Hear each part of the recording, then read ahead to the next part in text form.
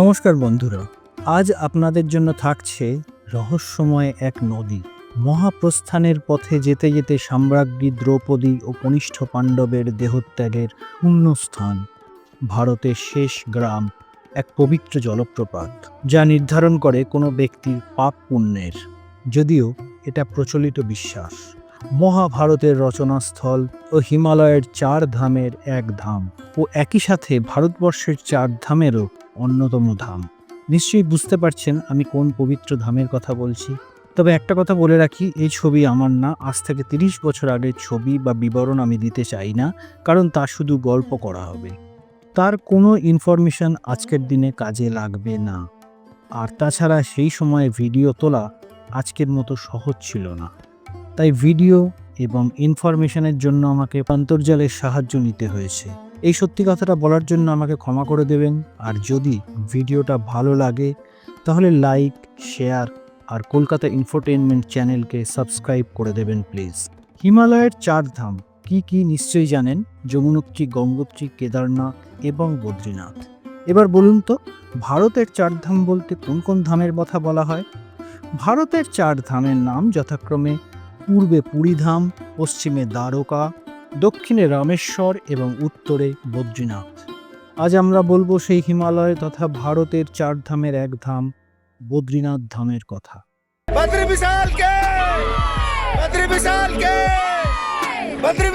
অনেকেই গেছেন এই মহাতীর্থে, আবার অনেকে যাবেন বা যাবার ইচ্ছা রাখেন আগামী দিনে। এই ভিডিওটা মূলত তাদেরই জন্যে। এখানে আমি চেষ্টা করছি যতটা সম্ভব ইনফরমেশন দিতে। তাহলে চলুন শুরু করা যাক। হিমালয়ের 4 ধামের মধ্যে গঙ্গোত্রী এবং বদ্রীনাথ ধামে যেতে কোনো ট্রেক করতে হয় না, সম্পূর্ণটাই যেতে পারেন গাড়িতে, যেখানে কেদারনাথ এবং যমুনোত্রী যেতে হলে পায়ে হেঁটে যেতে হয় বেশ কিছুটা রাস্তা। কিন্তু একটা কথা মাথায় রাখবেন, গঙ্গোত্রীর তুলনায় বদ্রীনাথের রাস্তায় অনেক বেশি ল্যান্ডস্লাইড হয়।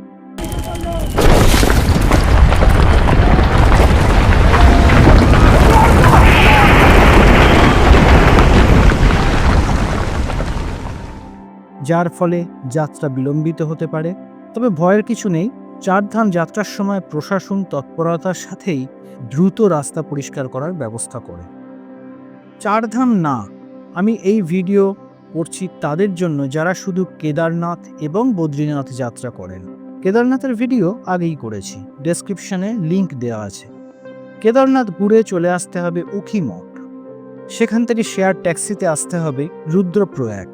ভাড়া পড়বে জনপ্রতি 200 টাকা। দূরত্ব 47 কিলোমিটার। রুদ্রপ্রয়াগে সেই রাতটা বিশ্রাম নিতে পারেন। পরদিন রুদ্রপ্রয়াগ থেকে যোশীমঠ হয়ে চলে যেতে পারেন বদ্রীনাথ। রুদ্রপ্রয়াগ থেকে বদ্রীনাথের দূরত্ব 153 কিলোমিটার। শেয়ার গাড়িতে পার হেড ভাড়া 800 থেকে 1000 টাকা। বাসের ভাড়া 300 টাকা। তবে বাস যাত্রীর তুলনায় কম থাকার ফলে সিট পাওয়া নিয়ে একটু সমস্যা হয়, তাই শেয়ার ট্যাক্সিতেই যাওয়া ভালো। রুদ্রপ্রয়াগ থেকে মন্দাকিনীকে বিদায় জানিয়ে আপনার পথ যাবে অলকানন্দাকে সঙ্গী করে। শুরুতে কিছুটা গেলেই পড়বে প্রথম চেকপোস্ট। এখানে আপনার রেজিস্ট্রেশন চেক হবে।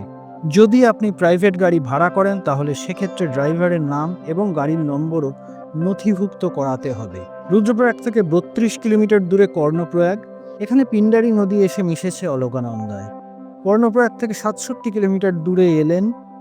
এখানেই সাধারণত যাত্রীরা সেরে নেন লাঞ্চ। ভেজ থালি 150 টাকার মতো। একটা সবজি ও স্যালাড সহ ডাল চাউলের প্লেট 80 থেকে 100 টাকা। এখানে খাওয়া সেরে পরের গন্তব্য যোশীমঠ। এলেন থেকে যোশীমঠ 13 কিলোমিটার। যোশীমঠের উচ্চতা 6150 ফুট। একটা কথা মনে রাখা ভালো, যোশীমঠ থেকে বদ্রীনাথের রাস্তাতেই বেশিরভাগ ল্যান্ডস্লাইড হয়, বিশেষত বর্ষাকালে। তখন যাত্রীদের যোশীমঠেই আটকে দেওয়া হয় নিরাপত্তার কারণে। রাস্তা ক্লিয়ার হলে তবেই আগে যাবার অনুমতি মেলে। এই যোশীমঠই হলো বাবা বদ্রীনাথের শীতকালীন আবাস। যারা কেদারনাথ হয়ে বদ্রীনাথ না গিয়ে শুধু বদ্রীনাথে যাওয়ার প্ল্যান করেন, তারা হরিদ্বার থেকে সরাসরি বাসে বদ্রীনাথ আসতে পারেন। সেক্ষেত্রে 310 কিলোমিটার দূরত্ব অতিক্রম করতে হয়। হরিদ্বার থেকে বদ্রীনাথের সরকারি বাস খুব কম, তবে বেসরকারি বাস আছে অনেক। ভোর 3:30 থেকেই বাস চলা শুরু হয়। এক্ষেত্রে ভাড়া 850 থেকে 1100 টাকার মধ্যে পড়ে। প্রাইভেট গাড়িও পাবেন প্রচুর। সিটের সংখ্যা ও গাড়ি অনুযায়ী ভাড়া 6500 থেকে 15,000 টাকা পর্যন্ত হতে পারে। বদ্রীনাথে প্রচুর ধর্মশালা ও হোটেল আছে, তবে স্বাভাবিকভাবেই তা একটু কস্টলি। তার থেকে যোশীমঠে থাকার খরচ কিছুটা কম এবং অপশানও বেশি। তাই অনেকে হরিদ্বার থেকে সরাসরি বদ্রীনাথ না গিয়ে যোশীমঠ অবধি যান, সেখানে রাতটা কাটিয়ে পরদিন যোশীমঠ থেকে যান বদ্রীনাথ। যোশীমঠ থেকে বদ্রীনাথ শেয়ার গাড়ি আছে প্রচুর, ভাড়া লাগে জনপ্রতি 200 থেকে 250 টাকা। যোশীমঠ থেকে বদ্রীনাথের দূরত্ব 41 কিলোমিটার। তবে যদি বদ্রীনাথের সাইট সিইং করতে চান, যেমন মানাগ্রাম, শ্রীবিষ্ণুর চরণ পাদুকা, বসুধারা ও জলপ্রপাত ইত্যাদি, তাহলে কিন্তু বদ্রীনাথেই থাকতে হবে। আর বদ্রীনাথে থাকার সব থেকে ভালো অপশন কি তা বলে দেবো এই ভিডিওতেই। যাই হোক, আবার চলে আসি যাত্রাপথে। এখন আমরা যোশীমঠ থেকে চলেছি বদ্রীনাথের দিকে।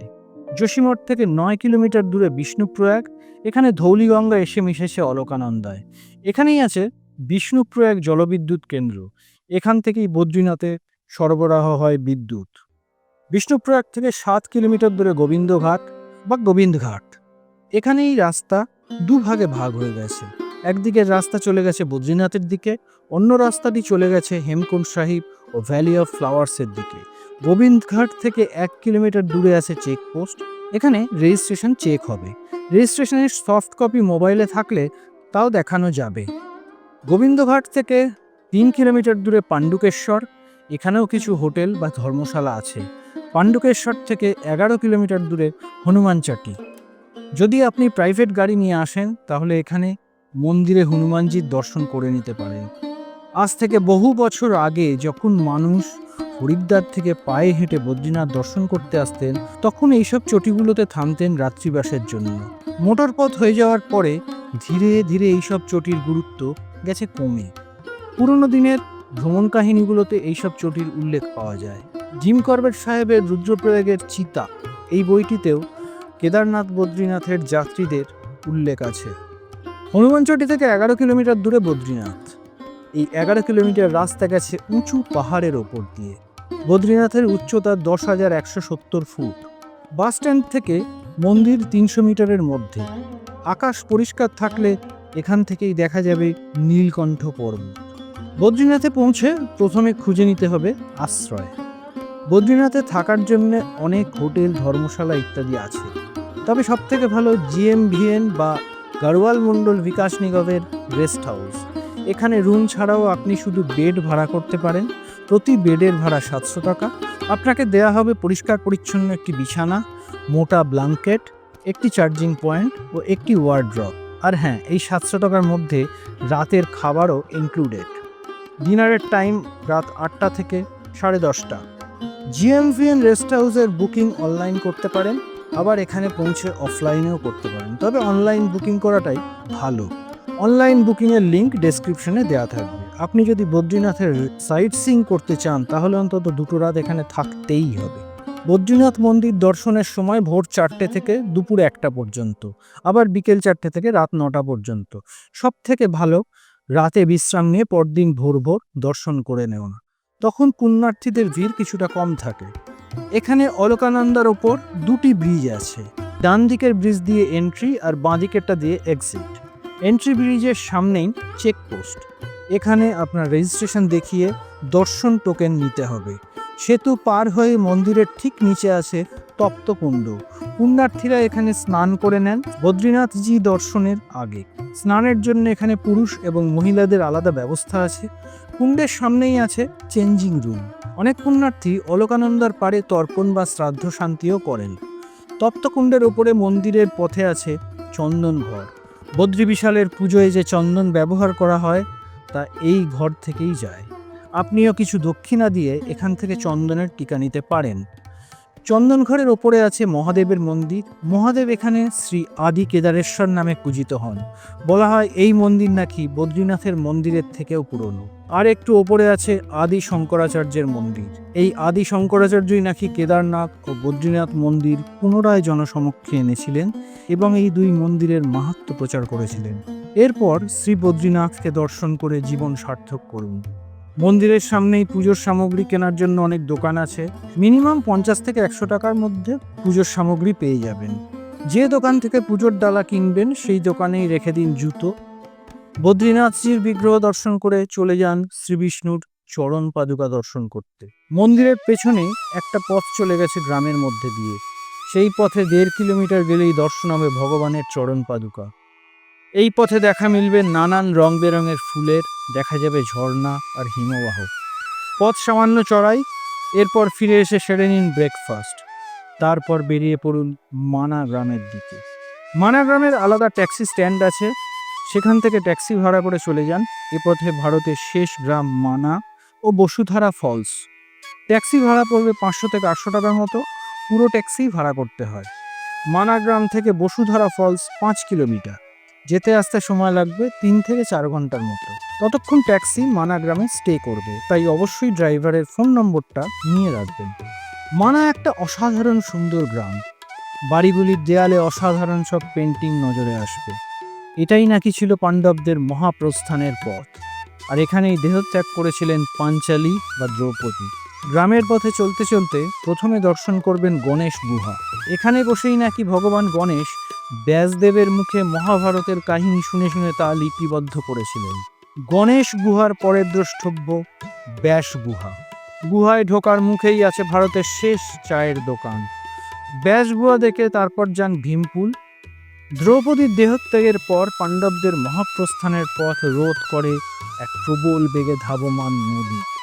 মহাবলী ভীম তখন একটি বিশাল পাথর সেই নদীর ওপর ফেলে একটি সেতু তৈরি করেন, আর সেই সেতুর ওপর দিয়ে পাণ্ডবরা পার হন সেই নদী। সেই সেতুই আজ ভীমপুল নামে পরিচিত। আর পুরাণের সেই নদীই হল সরস্বতী নদী। সরস্বতী নদীর দর্শন পাওয়া যায় শুধুমাত্র এখানেই। এরপর পুরাণের সেই রহস্যময় নদী চলে যায় পাতালে। এখানে আছে দেবী সরস্বতীর একটি মন্দির।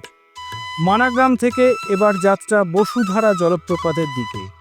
মহাপ্রস্থানের পথে এই বসুধারা ফলসের সামনেই নাকি দেহত্যাগ করেছিলেন কনিষ্ঠ পাণ্ডব সহদেব। পথ সামান্য চড়াই। বসুধারা ফলসের উচ্চতা 12,000 ফুট। অনিন্দ্য সুন্দর প্রকৃতির মাঝে পাহাড়ের 400 ফুট ওপর থেকে দুর্বার বেগে নেমে আসছে জলধারা। প্রচলিত বিশ্বাস, এই ফলসের জলই নাকি বিচার করে আপনি পাপী না পুণ্যবান।